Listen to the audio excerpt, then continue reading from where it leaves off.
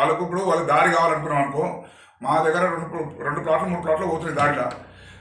ఆ ప్లాట్లు కొని నష్టపరిహారం ఇచ్చి అది అంగీకారం తెలుపుకుంటూ పరస్పరం అంగీకారం ఉండాలి. అరే నీ ప్లాట్లు పోయినాయి, మీకు రోడ్ లేదు, ఇప్పుడు నరసింహారెడ్డి కబ్జా పెట్టిండు. ఫస్ట్ ఆరోపణ ఏంటంటే నరసింహారెడ్డి గొడవ పెట్టిండు. గొడవ పెట్టిన తర్వాత వాళ్ళకి దారి లేదు.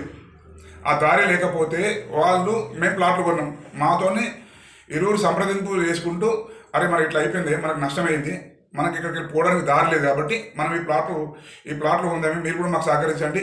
కావాలంటే 2 ప్లాట్లు పోతున్నాయి కానీ 3 ప్లాట్లు పోతున్నాయి కదా, మేము ఒక ప్లాట్ ఇస్తాము, మిగతాది ఇట్లా పైసల రూపకంగా ఏదైనా చేసుకుందామని ఆలోచన రావాలి వాళ్ళకు. ఇంత డెవలప్మెంట్ చార్జ్ చేసి డెవలప్మెంట్ అయిన తర్వాత ఓన్లీ మాకు గొడవ పెట్టిండు, దారి లేకుండా చేసిండు, దారి నీదా ఏదైనా అయ్యేదా? మరి అప్పుడు వెంచర్ చేసిన అడగపోతుంది.